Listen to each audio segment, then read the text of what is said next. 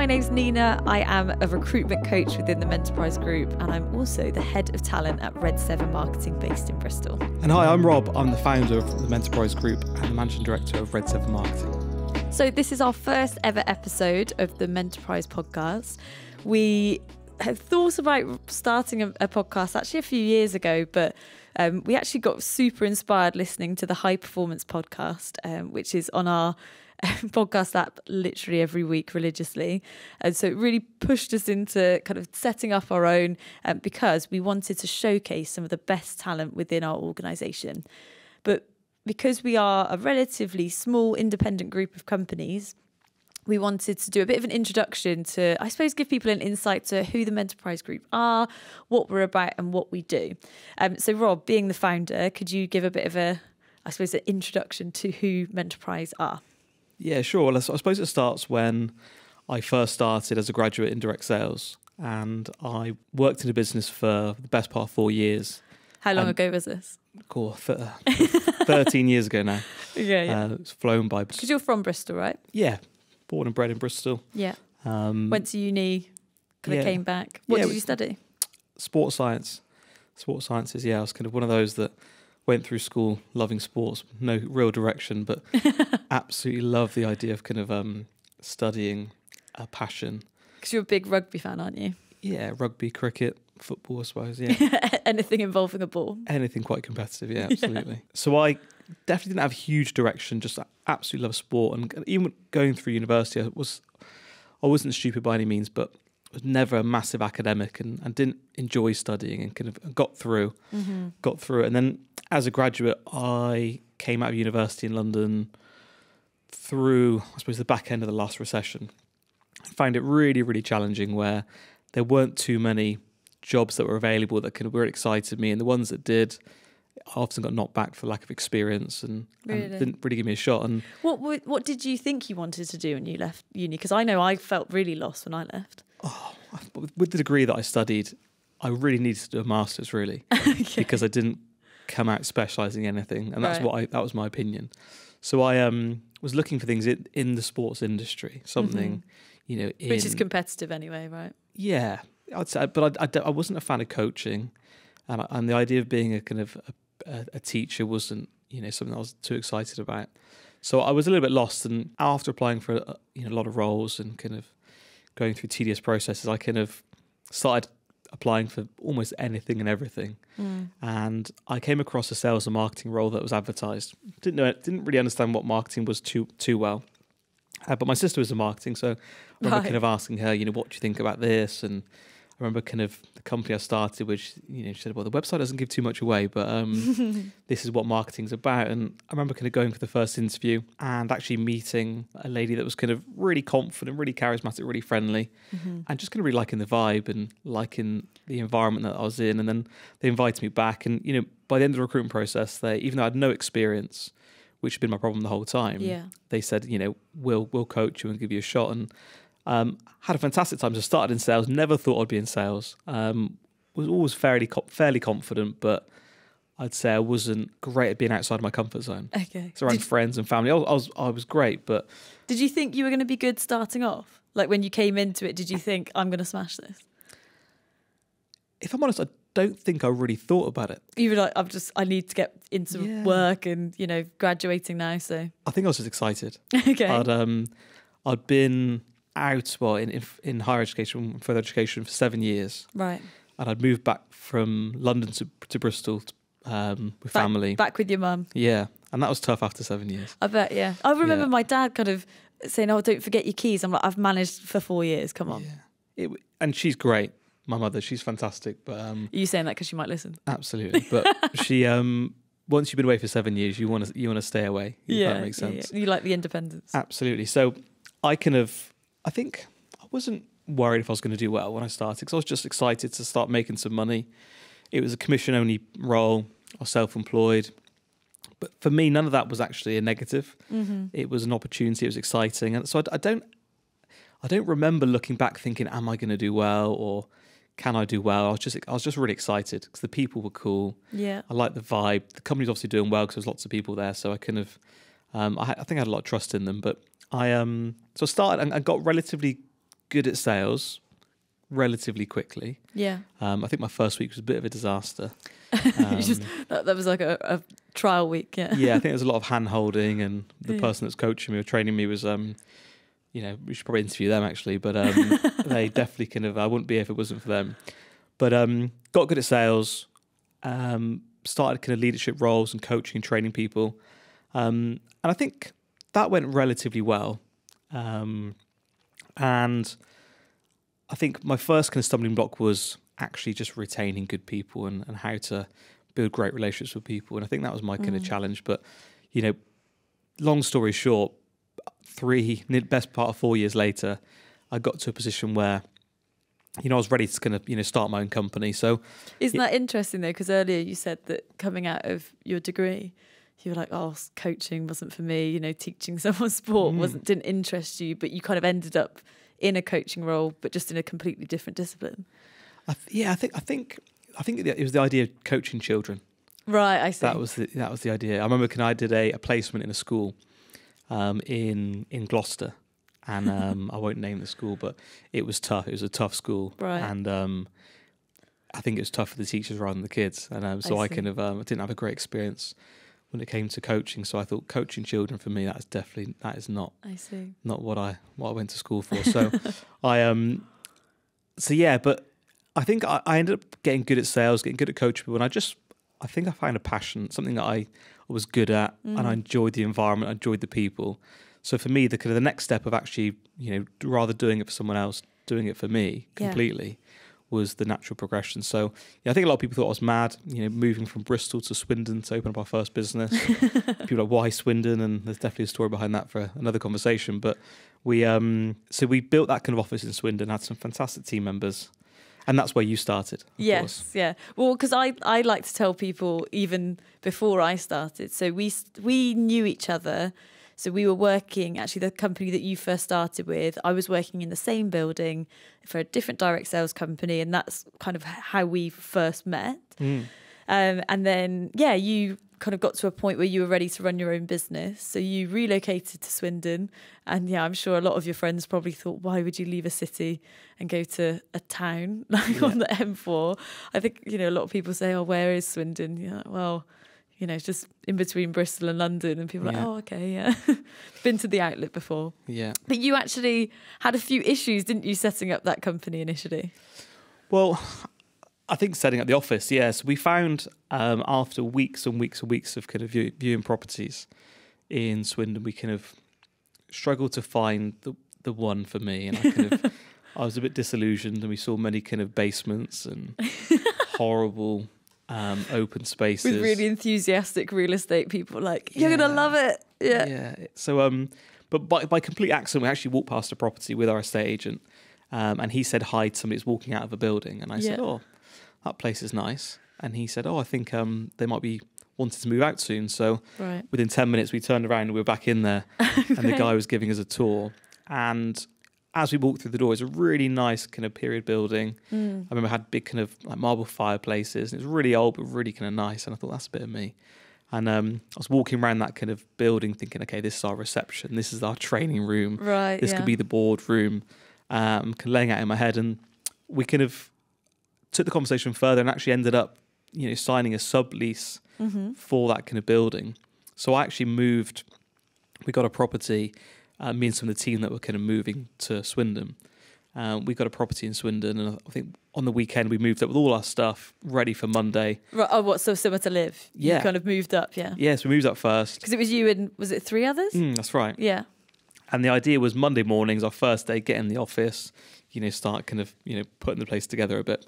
And I had a call on the weekend saying we've got some bad news. Unfortunately, the people that are kind of subleasing it to us couldn't move into their new building because their Wi-Fi hadn't been done. Because but they were a technology business, so that would have been they were a Google Apps company, and they so they kind of threw a spanner in the works. And basically from there, I decided that, hey, for a few days or for a week, we'll run the business. Yeah, you're already there. You've from the house. All your stuff. Yeah, we could be in a coffee shop. We can just be in the house, and me and the team.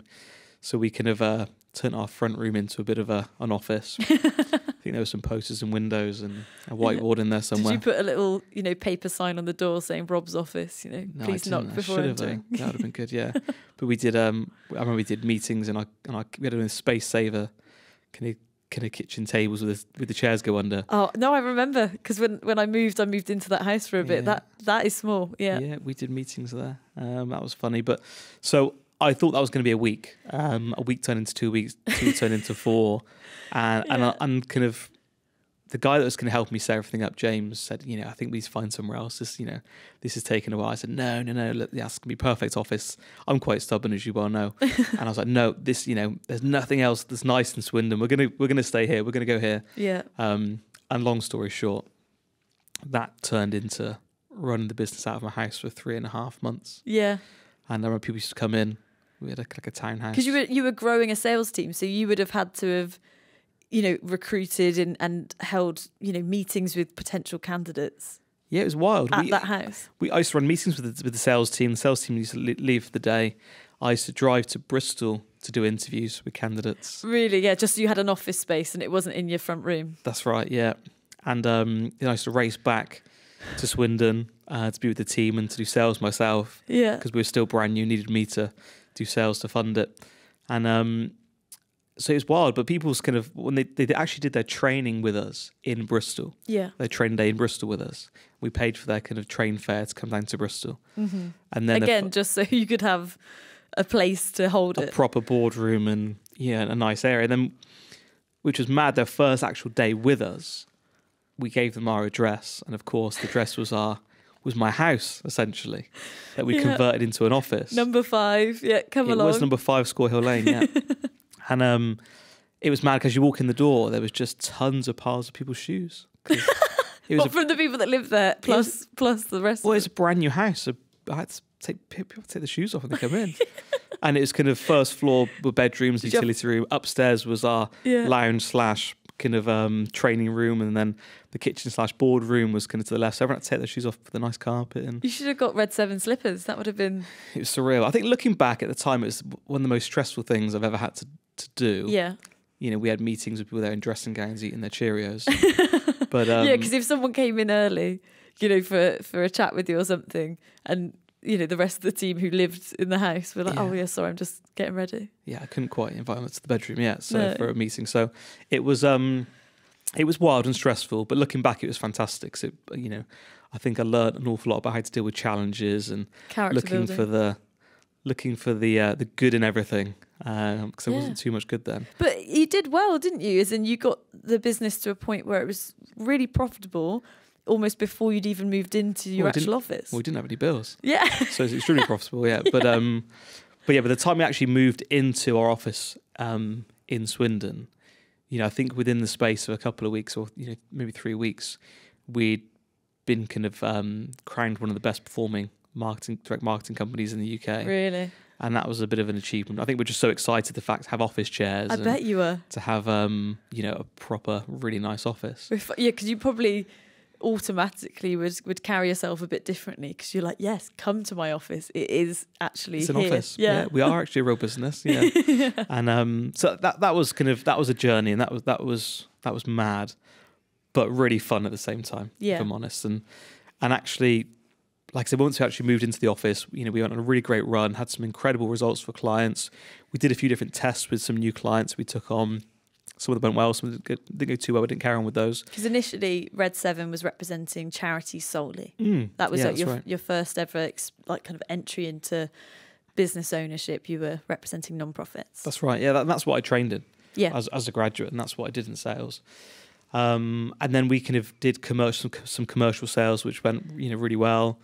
But we got to a point where we had people in the office that were kind of really equally as hungry, and really wanted to build something quite special. So our business model's quite unique, where rather than having people work as managers or people work with us for the rest of their lives, we actually give people the opportunity to own something and actually own a business and be part of our group of companies. And that's how the Mentorprise Group started, where we said, let's have people owning their businesses with us across the UK. We can help mentor and support them. So yeah, the Mentorprise Group was started when we opened up another office in Swindon, and that was with Matt Nicholson. So he now has, a really fantastic direct sales business that kind of specialise in private sites and events. Yeah, and I actually started within a week of Matt as well. Is that right? So I remember it quite well. So because what had happened, because you'd had other people looking after your in-house recruitment, office management, and unfortunately the person that you were working with, was doing really well, you got on really well, but for personal issues he had to leave.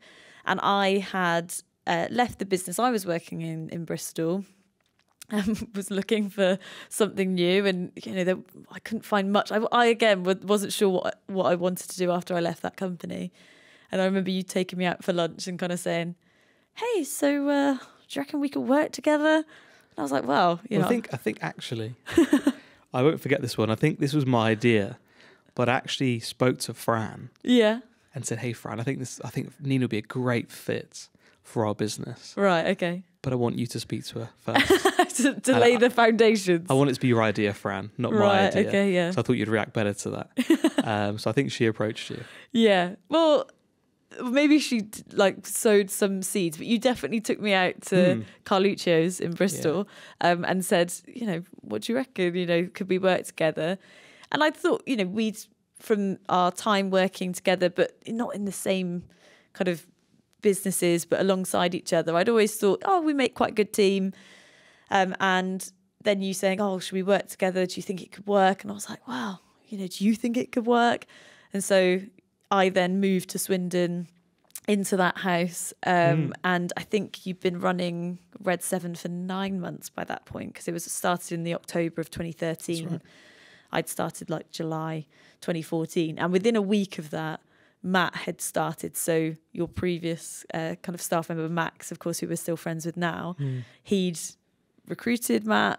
And I remember him saying, there's this guy coming in. His name is Matt. I love him. He seems great. And I remember he was in that reception area. So much charisma, so nice to chat to. I was like, I can see why Max really likes him. And yeah, from that point, he became, I suppose, he picked up sales initially, and then kind of like you did, started to get involved in coaching and mentorship. And of course, he then went off to Bristol for a while to work in an office there, but then came kind of back to Swindon, and it was 2017, wasn't it, that he opened Monument officially? Right, yeah. I actually got a story about Matt. I remember doing his final interview with us. Yeah. And I had some feedback on him, and the whole team were kind of pretty keen on him. He'd been a young graduate, very fresh from the south, from was it Devon or Cornwall? I think Ilfracombe, yeah. And I remember he came into the final interview, and he was telling me how much he loves sports, how much he loves rugby, and I was like, this guy's great. I love rugby. I love sports. We were gassing about that for quite a while, but I think about 12 months later, I found out that he had no interest in many sports and didn't know anything about rugby. He'd read it on the website. Yeah, he read my bio and thought, okay, I know what buttons to press here. He's smart. And so he had me there. But great decision. Yeah, what a great guy. Yeah. So yeah, I remember us setting up kind of that office. They were sharing the same location as us. And then again, kind of similar to yourself, he actually was nominated and achieved with the supplier that we work with, Best New Marketing Company of the Year. Absolutely, yeah. Great feat, yeah. And he's gone on to some, had some incredible results the last few years, and they've kind of expanded into Manchester. Yeah, because he in turn is invested in, turns out it was a friend of his, right? He was someone he knows from his childhood, but they started working together, and he's invested in that company opening up in Manchester. And that company's now, also grown into Leeds. Yeah. So yeah, it's like a chain reaction. Yeah. So we've also got an office in Cheltenham. Yeah. And we've got offices now all around the country that work alongside RedSeven, but are part of the Mentorprise Group. Yes, so they're all independent companies. They're run by these managing directors in their own right, but the network that we've got, we're all very much kind of in touch with each other. My role as a recruitment coach is to help these other companies grow, and they want to open more businesses, and they're incentivized financially to do so by the suppliers that we work with. So yeah, it's we kind of set up the Mentorprise Group. It was already existing, wasn't it? But we called it the Mentorprise Group about a year and a bit ago. We think it got big enough to have a name. Yeah. We're not just a couple of companies. We're now a group. What was it? Anything over 3? Yeah, it's a group. Yeah. Absolutely. So I suppose independently. So your main focus is that you really work with the managing directors to kind of offer mentorship, kind of guidance, advice, because you've probably been there, done that, got the t-shirt when it comes to a lot of things about running a business. Because how long have you been running RedSeven now? It's your 10th anniversary this October. 10 years this year, yeah. You having a big party? Absolutely, I have to. I think we should, yeah. Well, you're expecting your second child. Yeah. So a few parties, yeah. Yeah, exactly. Wetting the baby's head properly, yeah. Well, as you well know, I'm still massively involved on a daily basis with RedSeven. Yeah. Heading that up, but and that's your main kind of income. That's still my baby, yeah. Yeah. But where I'm involved with the organisation is maybe kind of for any support, advice. If I'm honest, a lot of the business owners that I work with now, I'm not too active. They know what they're doing. They're completely independent. Yeah. I'm just there for if they've got any questions or any support, run things by me.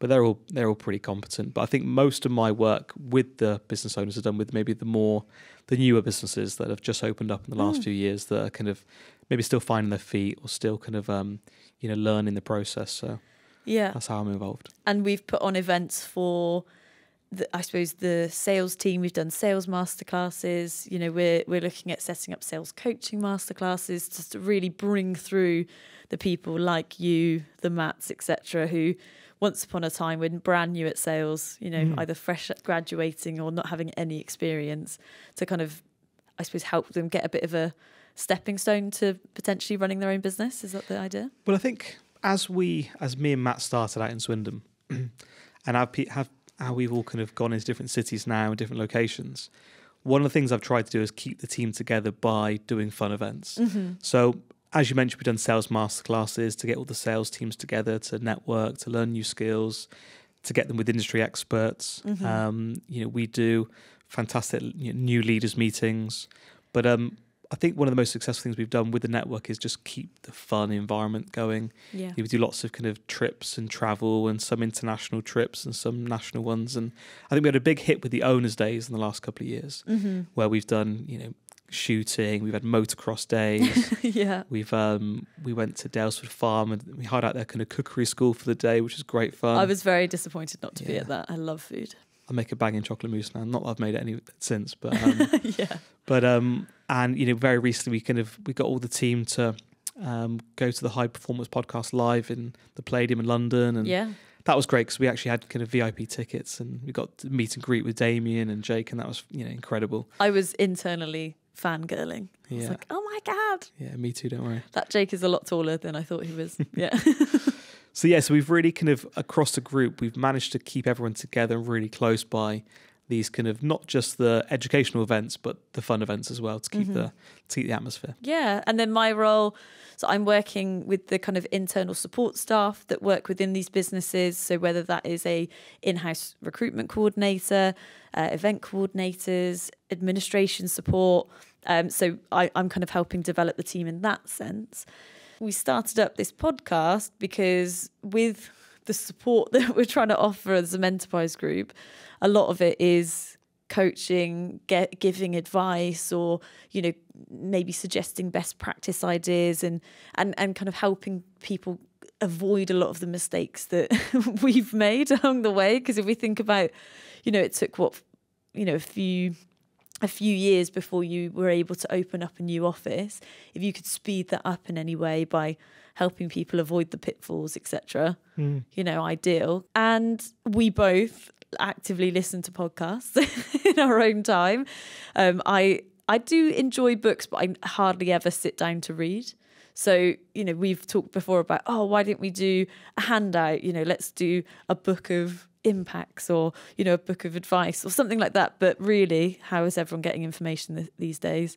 Stick some headphones in, stick your car, you know, your phone in your car when you're commuting, you know, get it in your ears. It's quite a good way to get information. So, you know, the High Performance Podcast is great, getting access to famous, well-known people, but there's so many talented people within our organisation who have got advice specific to direct sales in general, team leadership, coaching, that people might not get access to on a regular basis. So we wanted to, over the coming episodes, and we're trying to fit it around our full-time kind of responsibilities, is to give the listeners of this podcast an insight as to the people who have made our organisation and done really well at it, and so that ideally you can get a bit of a fast pass, like you're at Alton Towers. You can skip the queue, you know, and get some great advice. So absolutely.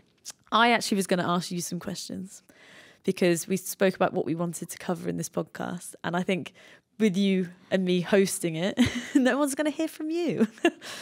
So Robert, I'll full name you.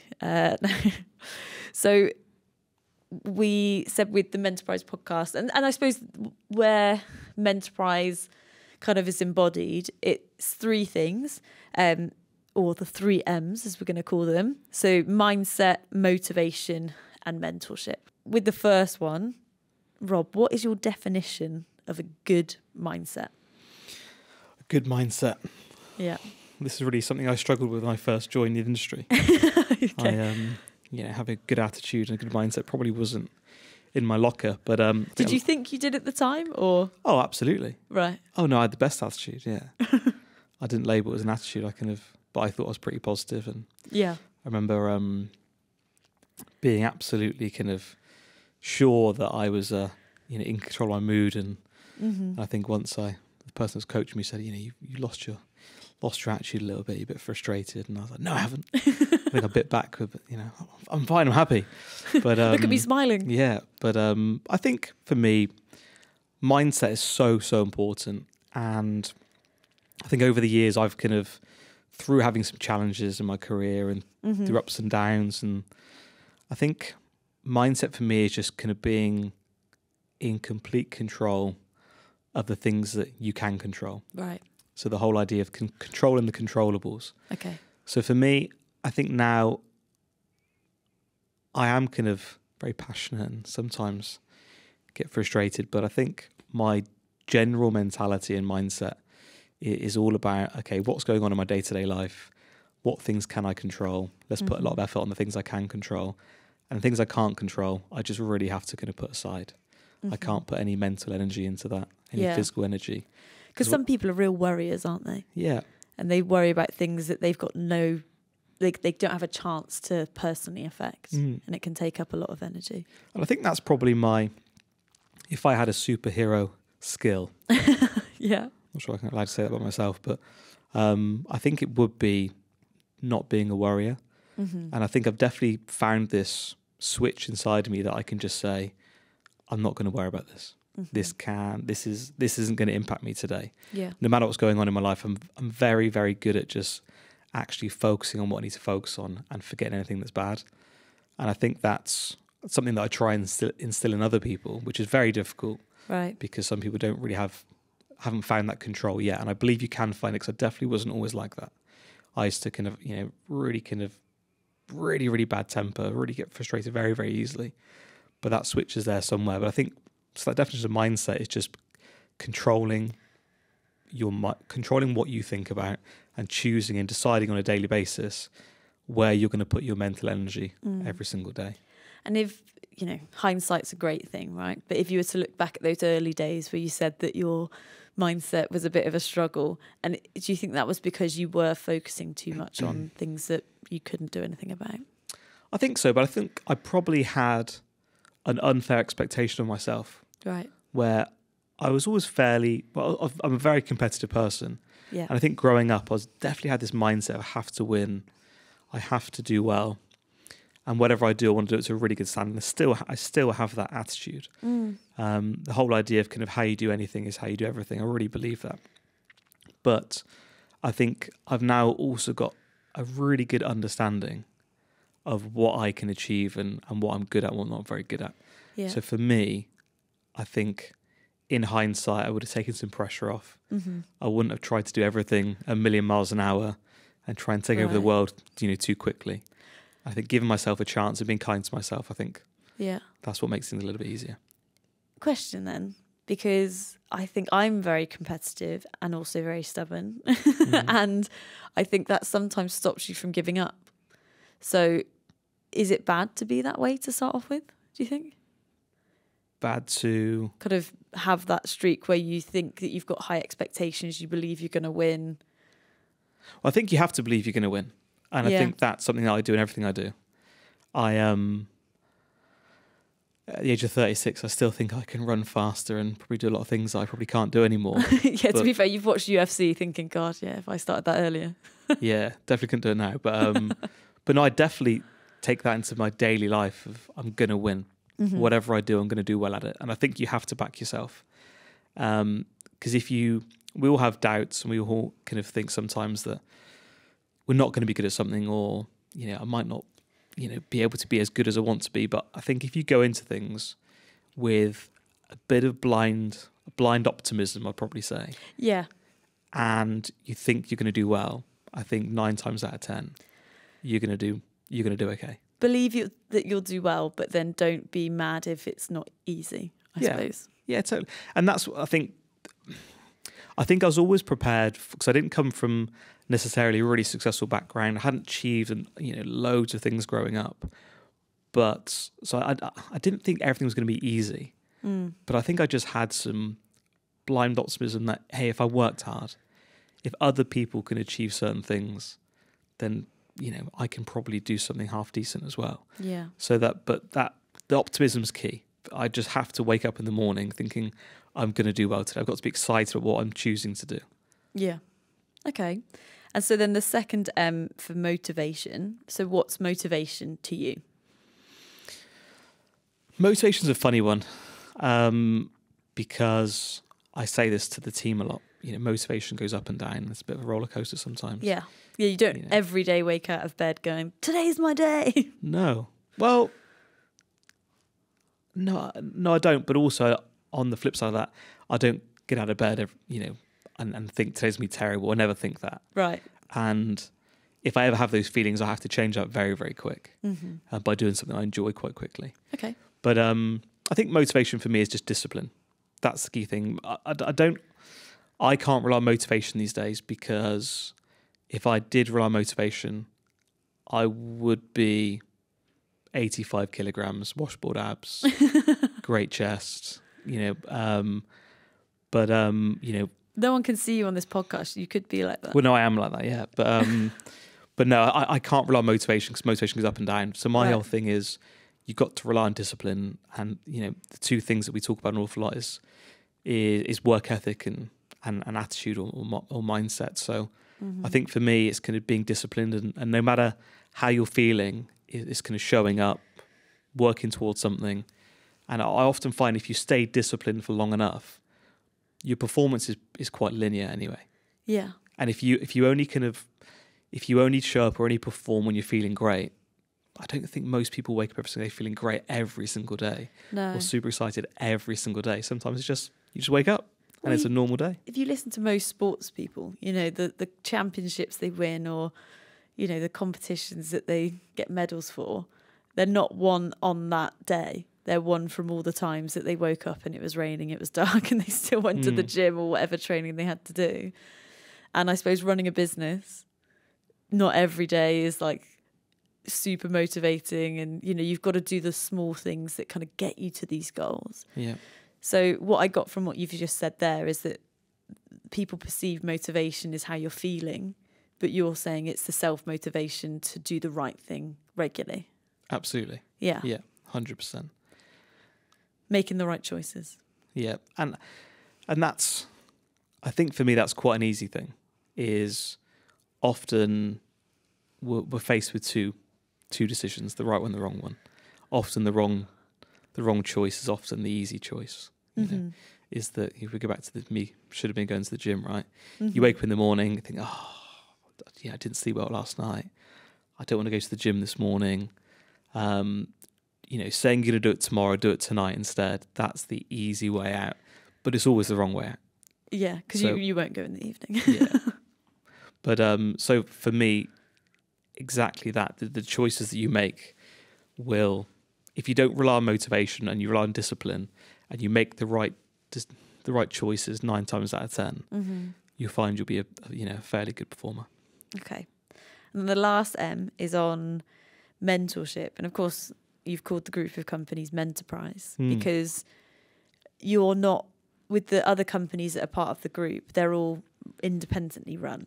So the people that run these businesses have complete control over how they run their businesses, how they run their meetings, within certain, codes of conduct, as it were, but they do run their businesses how they see fit. So when you're supporting someone in that sense, you are mentoring them. You're not teaching them because you're giving them ideas and coaching. What makes a good mentor? I think if you asked me that question maybe 10 years ago. When you first started RedSeven? Yeah, I think I would have given you like a list of characteristics. Okay. And almost like this is your perfect mentor. Like a CV.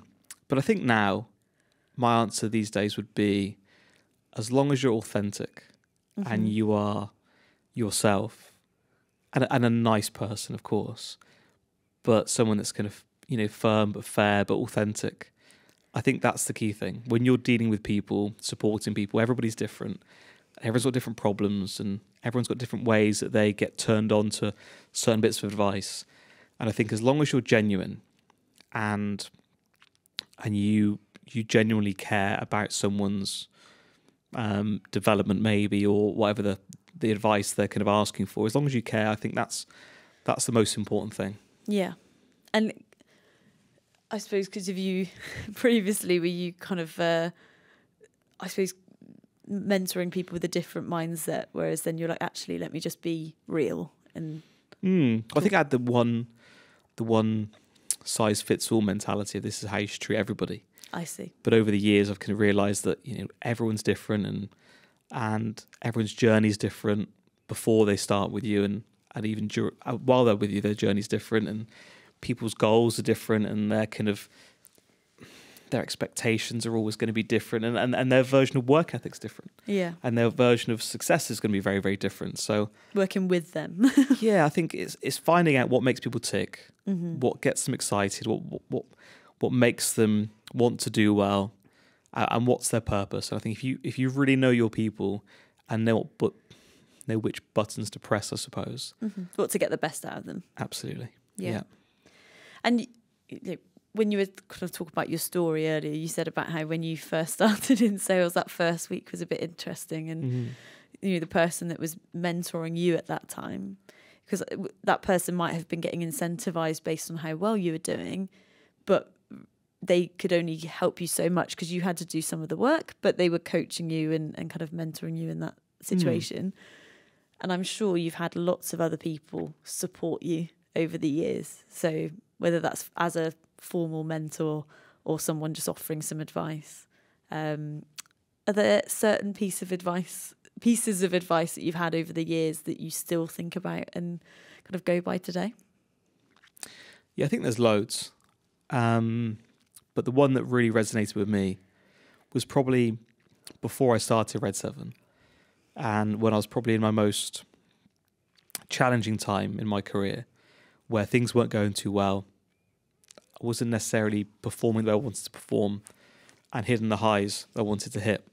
And I remember after a works dinner, sat with a mentor of mine, and I think I'd probably spent 15 minutes complaining, okay, moaning, positive dinner, bitching about other people, right? About how it was their fault that you hadn't done X, Y, Z. Yeah, I think I was probably spending a lot of time making excuses for myself, right? But not realizing it. And their advice was, it's down to you. It's not down to anyone else. The reason why Rob's going to be successful is because of Rob, no one else. Right. And I think for me, I've tried to take that forward and pass on to other people as well. And in society, we're very, very good at looking at excuses. The grass always greener. Yeah. This person's not done this. I've not done that. Or if I was in a different environment. Yeah. If the client was different. If the weather was like this better, today. Yeah. Yeah. If my team, just listened more. You still say that now? Yeah, that's true. I'm joking. But no, I definitely really appreciate the whole idea about accountability, and it's down to you. Mm-hmm. And I think in my career, if I go back to times where I've not done as well as I wanted to do, and I'm really honest with myself, it was down to me. Yeah. And if I go back to times that we've had great highs and we're achieving really well, I also look back at times and see there's evidence of, okay, that was down to me. Yeah. I was part of that. That's not just solely because of someone else. Mm-hmm. I've been, a big part of that. So I think having that kind of understanding of it's completely down to you, and your success will be driven by you and no one only, and no one else. Sorry. Well, I subscribe to the James Clear kind of newsletter. Have you heard of him? Absolutely. Yeah. As have you listened to his book as well? Some, yeah. And one of the quotes from an email from last week was saying that talent is not enough to guarantee success, but bad luck isn't enough to guarantee failure. And it was kind of saying that in between is you. So yes, you may have talent to a certain level, but you can't rely on it, and vice versa. Like the things that go wrong, or the people that aren't cooperating, and all the things that aren't making it easy for you to succeed, that's not going to mean that you don't.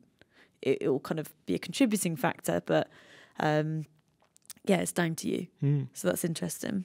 And I think society also teaches people not to look at themselves too much. Mm-hmm. And because it can create a lot of pressure, and if you're hard on yourself, I think that sometimes seems to be unhealthy. Yeah. But I think to an extreme that's true. But I think actually we need to talk more about, it's up to you, it's down to you. Mm-hmm. Because if you actually really looked at lots of really successful people and why they are successful, sometimes someone gets a lucky break, right?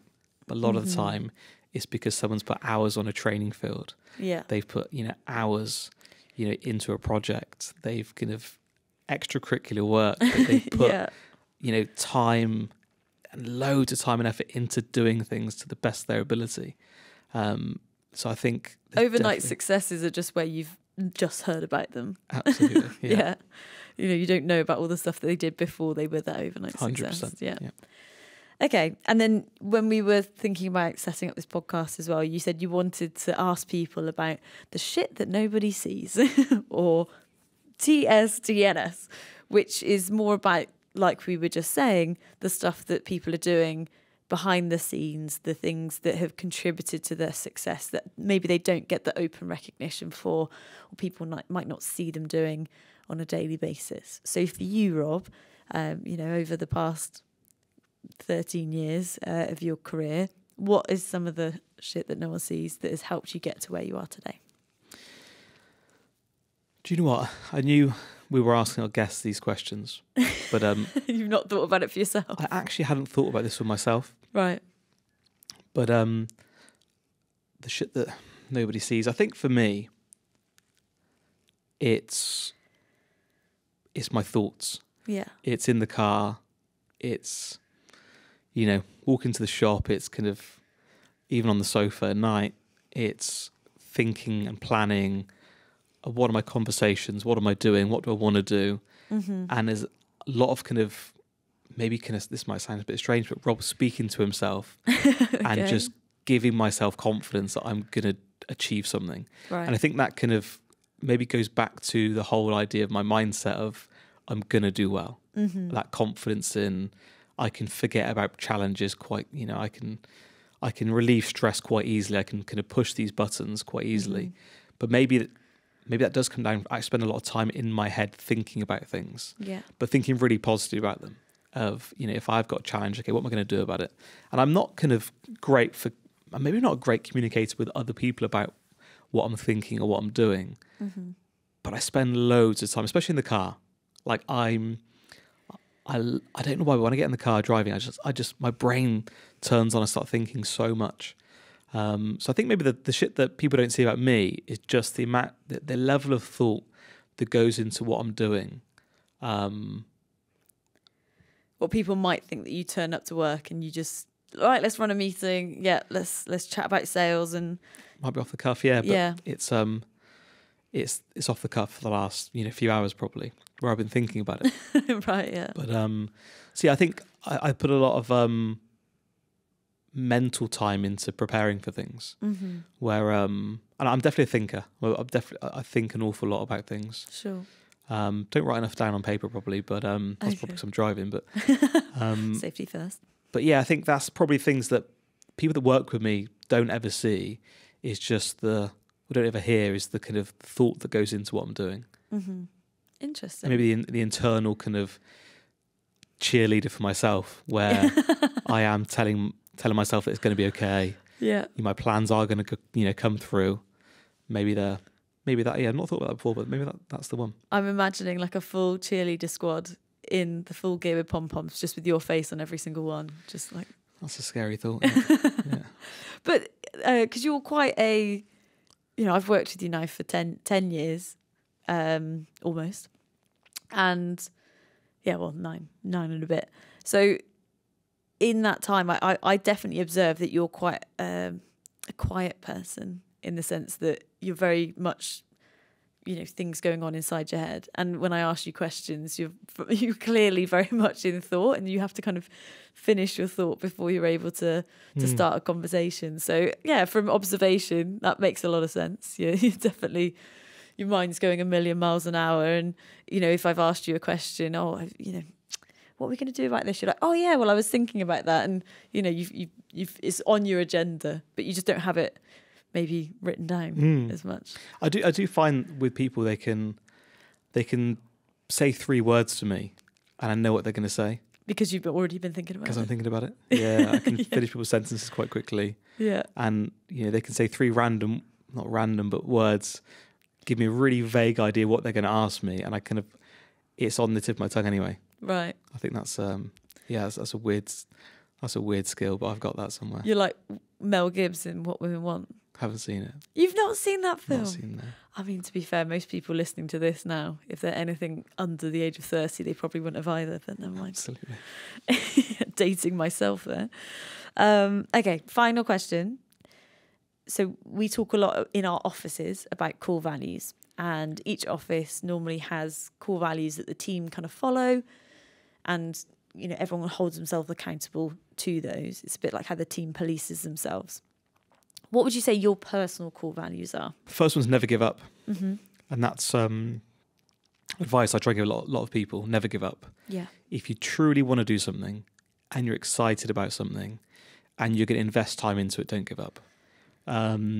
If I gave up the times I thought I should have given up, I would not be here now, and the company would have been, never would have happened. And I think I would have given up, I think I would have given up after my first day in sales. Right.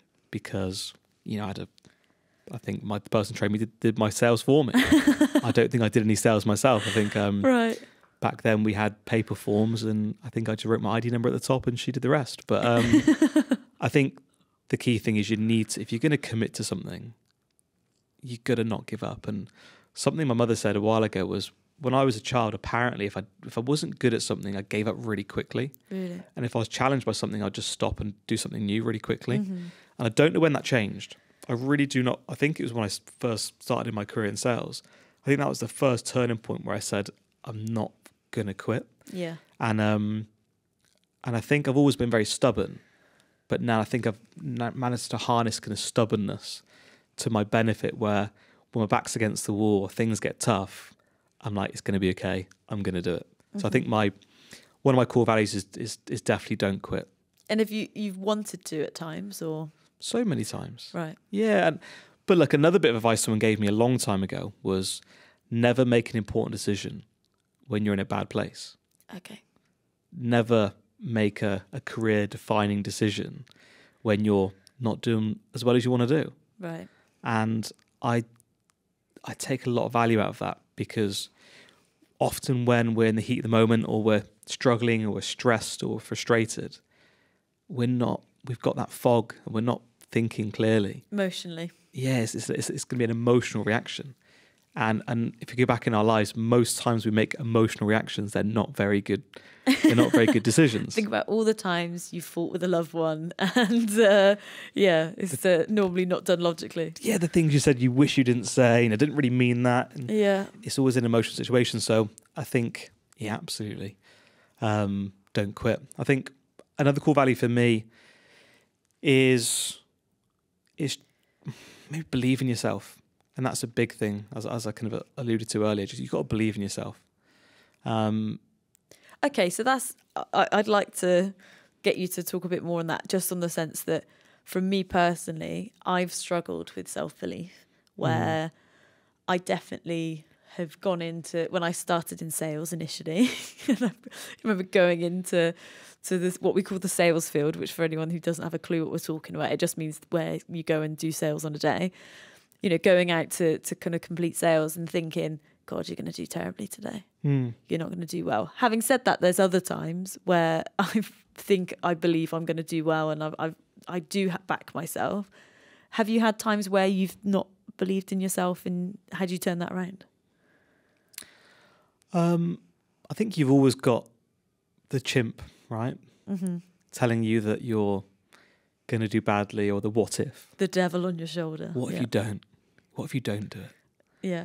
And people are watching, and you told people you're going to do well. So I think there's always a bit of that. But as long as the chimp part of your brain, or that kind of devil on your shoulders, you said, as long as that's quieter than the internal cheerleader. Is that why you've got this team of people in your head? That's why there's thousands and thousands of people there, yeah. So I've got such a big head. But I think it's always going to be there. Doubt's always going to be there. That's imposter syndrome, as some people call it, yeah. Unless you're so stupid you don't know you're stupid. And then you're just going to have complete blind belief, right? Yeah. But I think doubt's going to be there. But you just have to be the loudest person in the room telling you that you're going to do well. And as long as you back that up with effort, enthusiasm, some passion, some energy, the right choices, with some theory behind it, with actually work hard towards something. And it obviously depends what you're working towards, right? And depends kind of what field you're in. But for me, throughout my career and through sales and marketing, I've had the right people around me. I've seen people get results. I've seen evidence of people doing well. So I've just had this kind of belief of, okay, if someone else can do it, I can do it as well. Yeah. And I might get it wrong, and I might not do it to the best of my ability. Well, I might not do it to the standard I want it to be done at. And if I haven't done that, I've always got tomorrow. Yeah. And if I haven't got tomorrow, I've got next week. And if next week isn't as good as I want it to be, I've got next month. And especially kind of when I started in sales in my early 20s, I had time. I didn't have lots of responsibility. I didn't have a lot going on. I had time just to dedicate myself to something. And I think one of the things that I had a great social life, and I had a great time, but where maybe my friends had a better time and a better social life, I kind of had a bit more of a balance where I said, I'm going to put X amount of time into my career, X amount of time into my social, which allowed me to make some mistakes and eventually get good. Yeah. So I think absolutely belief in yourself and belief in your own ability, or belief that you can get something right in the future. You don't have to believe that you're going to get everything right straight away, but believe that in time you will achieve what you want to achieve. Okay, well, I think that's a good introduction to our business and I suppose what we're trying to achieve with the Mentorprise Group, and a bit of a background to you as to, literally the Mentorprise Group wouldn't exist if you hadn't have come out of uni and, not given up on that first day learning how to sell. So, going forward, we're going to be doing this chat, but with people from all across our organisation and people that have worked with us as well. So it should be quite exciting to get their insights. Yeah. I can't wait, yeah. So Rob, if people have just found our podcast, where can they find out more about the Mentorprise Group? You can find us on TikTok, Instagram, LinkedIn, all the social medias you can find us. Yeah, we are going to set up a YouTube to put these podcasts out visually. Not this one, because we've not filmed this one, but our subsequent episodes will be up there. And if you're interested in the Mentorprise Group, maybe you have found us by accident and you're thinking, oh, I'm interested in sales, how can I get some experience? If you do go to the website, there should be an email there, or likewise find either me or Rob on LinkedIn and send us a message. I will get better at checking my messages on there, I promise. Thank you very much for listening to the Mentorprise Podcast. We want to give some recognition to people that have made this happen. We want to thank Luke and the rest of his team at Access Creative College, who have given us access to these fantastic facilities, and also to Edward Collis Films for all things to do with videography.